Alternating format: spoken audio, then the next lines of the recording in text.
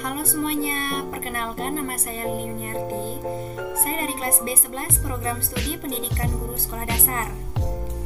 Baiklah, di sini saya akan membahas tentang materi kelas 4, yaitu tema 1, Indahnya Keberagaman, subtema 1, Keberagaman Budaya Bangsaku, muatan pelajaran ilmu pengetahuan sosial. Sebelum masuk ke penjelasan materi kelas 4 ini, saya akan mengaitkan dengan materi presentasi sebelumnya. Sebelumnya saya membahas tentang makalah inovasi pembelajaran IPS dalam kurikulum dengan bagian fungsi kurikulum dan komponen kurikulum. Pada fungsi kurikulum, di situ saya akan membahas tentang fungsi bagi pihak terlibat atau terkait, yaitu bagi peserta didik, di mana peserta didik dapat memperoleh hasil yang baik dan maksimal. Dan pada komponen, di sini saya akan membahas materi kelas 4 ini dengan metode ceramah. Baik, saya lanjut ke inti materi, yaitu inti materi kelas 4. Halo anak-anak, bertemu lagi ya sama Ibu. Bagaimana nih kabar kalian hari ini? Semoga kabar kalian baik ya.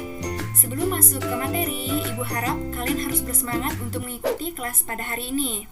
Nah, hari ini kita akan membahas tentang kelas 4, tema 1, Indahnya Keberagaman, subtema 1, Keberagaman Budaya Bangsaku, muatan pengetahuan atau muatan pelajaran ilmu pengetahuan sosial.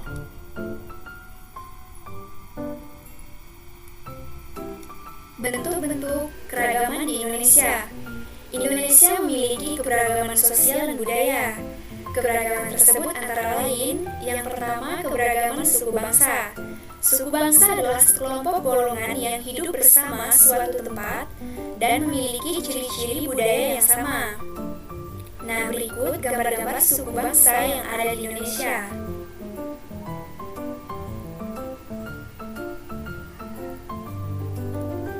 Selanjutnya, contoh suku bangsa di Indonesia.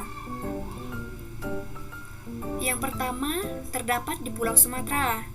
Di Pulau Sumatera terdapat suku Batak dan suku Aceh. Yang kedua, Pulau Jawa. Di Pulau Jawa terdapat suku Jawa dan suku Bali. Nah, yang ketiga ada Pulau Kalimantan. Di Pulau Kalimantan terdapat suku Dayak dan suku Melayu. Yang keempat, Pulau Sulawesi. Di Pulau Sulawesi terdapat suku Bugis dan suku Minahasa. Nah, yang kelima, Kepulauan Nusa Tenggara. Terdapat suku Sasak dan suku Sumba. Yang keenam, Kepulauan Maluku dan Papua. Terdapat suku Tobelo dan Asmat.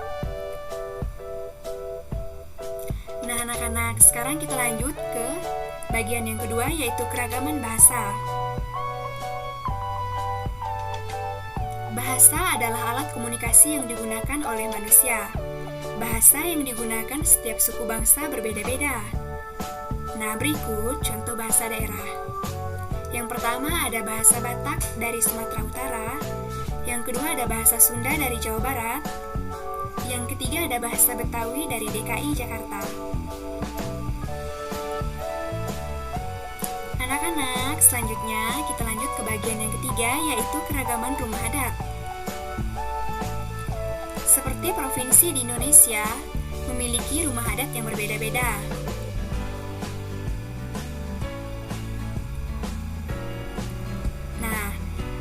Adalah salah satu contoh rumah adat yang ada di Indonesia. Yang pertama itu ada rumah joglo ya, dari Jawa Tengah. Nah, ini adalah lampiran gambar rumah joglo. Yang kedua ada Honai dari Papua. Nah, ini contoh gambarnya ya anak-anak. Nah, yang ketiga ini ada Betang dari Kalimantan Barat. Nah, ini juga contoh gambarnya. Baik, sekarang kita lanjut ya ke materi yang keempat, yaitu keragaman tarian. Tari adalah salah satu bentuk kesenian yang memasukkan antara gerakan tubuh dan iringan musik. Nah, ini adalah salah satu dan beberapa contoh dari tari yang ada di Indonesia. Yang pertama itu tari kecak dari Bali. Yang kedua ada tari cendrawasih dari Bali juga. Nah, berikut gambar-gambarnya ya anak-anak.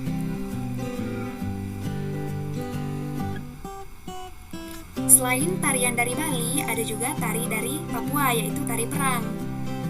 Nah, berikut contoh gambarnya ya. Ada juga tari Jaipong dari Jawa Barat. Nah, ini contoh-contoh gambarnya ya anak-anak. Bisa kalian perhatikan lagi. Oke, kita masuk yang kelima. Ada keragaman pakaian tradisional. Pakaian adat atau pakaian tradisional merupakan pakaian khas suatu daerah yang biasanya dipakai dalam acara adat. Nah, contoh pakaian adat. Yang pertama itu ada bondo kanduang dari Sumatera Barat. Yang kedua ada beskap dari Jawa Timur. Yang ketiga ada payas dari Bali. Berikut Ibu lampirkan foto-foto baju adatnya ya. Nah, ada bondo kanduang, ada beskap, dan ada payas. Selanjutnya kita bahas ke bagian yang keenam, ada keragaman senjata tradisional. Senjata tradisional digunakan sebagai pelengkap pakaian adat. Contohnya, rencong dari Aceh, keris dari Jawa, dan mandau dari Kalimantan Barat. Nah, di bawah ini ada gambar-gambarnya ya anak-anak, bisa kalian perhatikan lagi. Nah, yang ketujuh, keragaman alat musik tradisional. Anak-anak, setiap provinsi itu memiliki alat musik tradisional yang berbeda-beda, serta cara memainkannya pun berbeda-beda dan beragam. Berikut contoh alat musik tradisional. Yang pertama itu ada tambo dari Aceh, angklung dari Jawa Barat, dan tifa dari Papua. Nah, berikut Ibu lampirkan lagi ya contoh-contoh alat musiknya.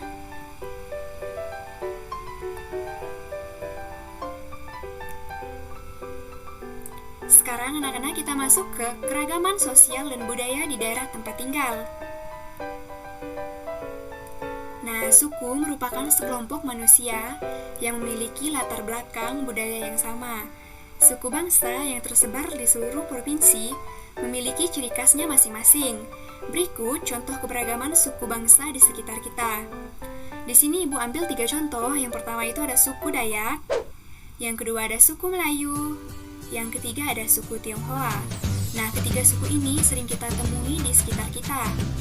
Bahkan, di sekeliling kita, lingkungan rumah kita, lingkungan sekolah, kita dapat menemukan suku-suku ini.